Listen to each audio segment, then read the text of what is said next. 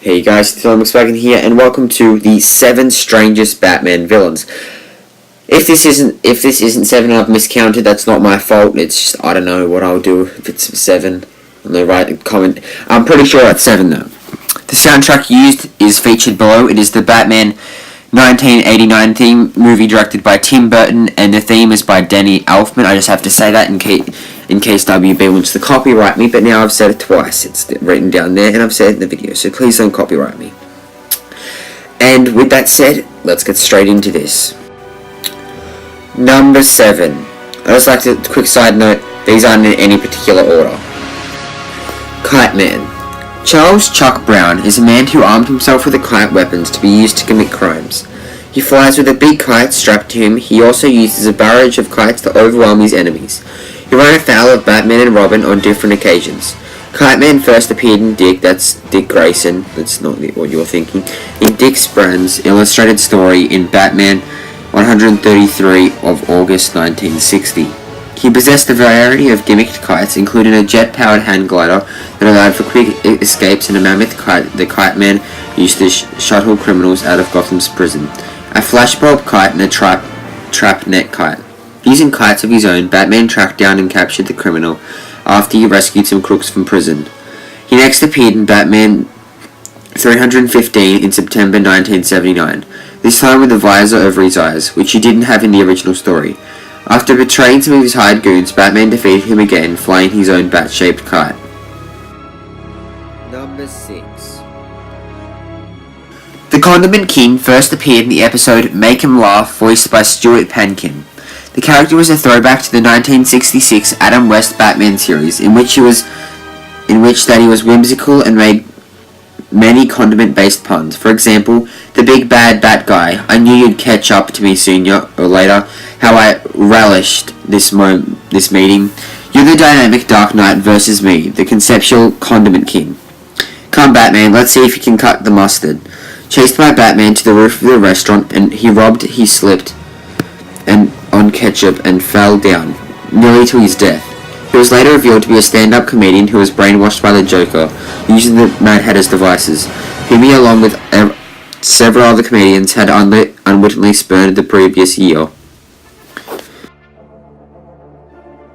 Number 5. Ten-Eyed Man. Veteran Philip Raiden of the U.S. Special Forces in Vietnam had been nicknamed Three-Eye Raiden when a grenade fragment left an indentation scar on his forehead. Taking a job as a security guard when he returned to Gotham City, Raiden convinced the gang of thieves that he had the eyes in the back of his head too. Courtesy of a discreetly placed hand mirror, disorientated by a blow to the head and suffering blurred vision, Raiden unwittingly staggered onto the scene of an impending explosion at the warehouse vault. Arriving on the scene, Batman assumed he was a thief, and Raiden believed the Dark Knight was his assailant. The explosion of the vault left both men blinded, Raiden permanently. Number 4. Shortly after Batman began appearing in Gotham City, his growing renown inspired an entire generation of costumed rogues who committed largely harmless crimes to attract his attention in the hopes of matching wits with the legendary vigilante. Most of these absurd personalities predated Gotham's well-known rogues gallery, such as the Joker and the Penguin, and Batman dismissed them as egocentric personalities who were a mere nuisance at best. Among these was a local crook named Abin Krill, alias Mr. Polkadot. Batman, The Widening Gyre, Number 4, February 2010. Batman and Robin first encountered Mr. Polkadot while responding to what they assumed was a routine break-in at the Spot Carpet Cleaning Company. Krill and 2 henchmen had breached the owner's office via a skylight and were attempting to crack his safe. Mr. Polkadot introduced himself, declaring his intention to make his name known throughout the world. Krill's white costume was covered with multicolored polka dots, each of which instantly transformed itself into some sort of odd weapon or escape device when torn from its place. Mr. Polkadot demonstrated his abilities for Batman by throwing a buzzsaw dot at him, and escaping on a second dot which expanded into a lightweight man-sized saucer controlled by a switch on Krill's belt. Number 3. Joe Cohn began his career selling newspapers for only a penny, but he was soon caught stealing pennies. He now commits crimes which center around pennies. The giant penny, often shown in the Batcave, is a trophy of Batman's defeat of the Penny Plunderer. Though he is a very classic adversary of Batman, he has recently been retconned out of Batman's Road Gallery, and that giant penny has also been the focus of a retcon, and is now canonically known as an item that Two-Face attempted to use to crush Batman. The Penny Plunderer's last known whereabouts were in Arkham Asylum. He wore a green suit and had orange hair. He made only one appearance. Number 2. Crazy Quilt is a noted painter who leads a double life as a crime lord. He gives the plans for his crimes to various henchmen through clues left in his paintings. His criminal empire crashes to a halt when one of his henchmen double-crosses him and sets him up to be arrested. An attempt during a melee on Quilt's life went awry and damaged his eyesight. With his underlings holding the surgeon at gunpoint, he volunteers for an experimental procedure that restores his vision. Quilt underwent surgery but awoke to find himself afflicted with a unique form of color blindness, one that permitted him to only see bright colors. He can see, but his vision is blindingly vivid and disorientating. It drives him insane, and he takes on the guise of Crazy Quilt.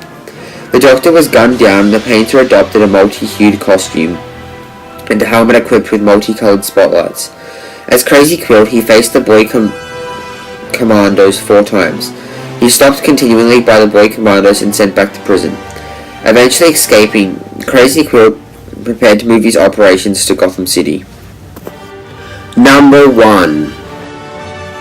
Mary Louise Dahl was a female actor who was born with seismic hypoplasia, a rare condition which kept her from ever growing, meaning that she spent all of her life looking like a young toddler. She became famous for a brief period when she played the title character in the TV sitcom Love That Baby, when she was 20, though she still looked like she was 5. She and the show were widely popular, but as the series got older, the ratings dwindled. In the final season, the producers of the show decided to add a new character, Baby Doll's cousin, who was called Spunky. Baby Doll was angry at Spunky because she thought that he was stealing her spotlight, especially on one occasion on her birthday episode, where she got her face pushed into a birthday cake by him. Furious, she left the show in order to turn herself into a proper dramatic actress.